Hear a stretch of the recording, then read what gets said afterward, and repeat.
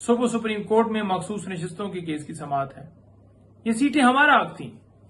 अब हमारा हक हमें नहीं दिया गया और हमसे छीनकर और जमातों के अंदर वो सीटें बांट दी गईं।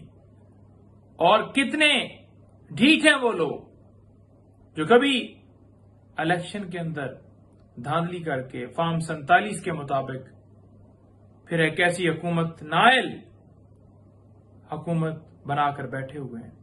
वो ढिठाई के साथ जैसे उन्हें कहा गया कि आप लिस्टें जमा करवाएं, वो भाग गए कटोरा लेकर कि हमें वो नशिस्तें दे दी जाएं। जो जमात जितनी सीटें हासिल करती है, अवाम ने उसको वोट दिया होता है, उस हिसाब से उस जमात का हक होता है मखसूस नशिस्तें उसको मिलती हैं, किसी और जमात को नहीं मिलती।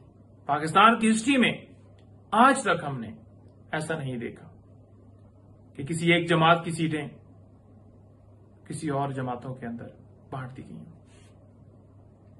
तो ये हुआ पाकिस्तान में और हो रहा है। 8 फरवरी को जैसे मुतनाज़ा इलेक्शन करवाया गया, प्री पोल रिगिंग अलग और उसके बाद आज तक की रिगिंग पूरी कौम जानती है।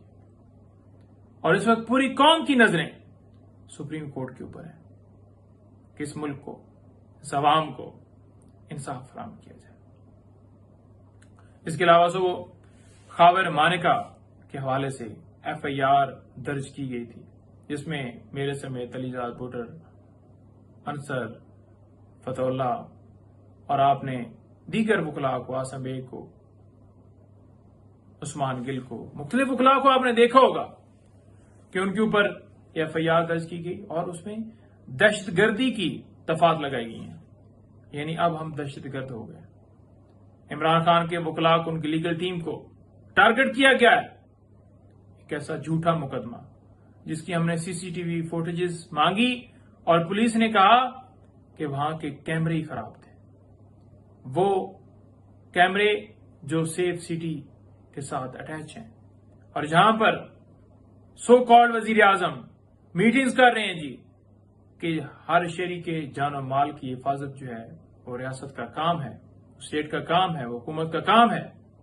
और हम जो इस्लामाबाद के अंदर सेफ सिटी और दीगर सारे मामलात हैं उनके ऊपर जो है वो तफसीली ब्रीफिंग दी जा रही है।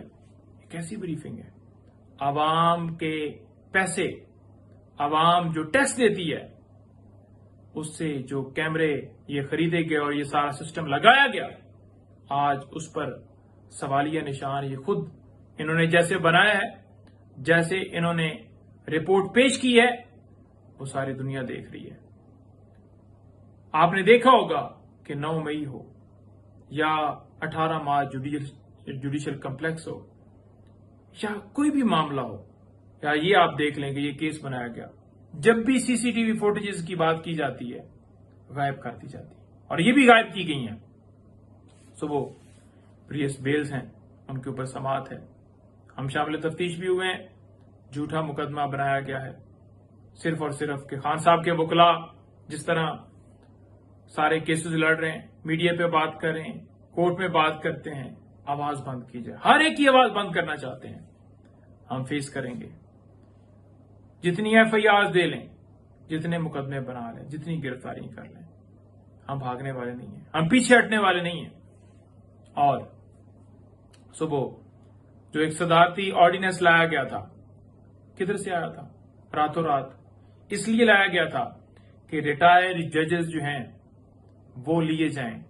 जो धांधली की गई है 8 फरवरी को, उसके ऊपर पर्दा डालने के लिए, रिटायर्ड जजेस लगाने के लिए ये ऑर्डिनेंस लाया गया। उस सदारती ऑर्डिनेंस को पाकिस्तान तहरीक इंसाफ ने चैलेंज किया था।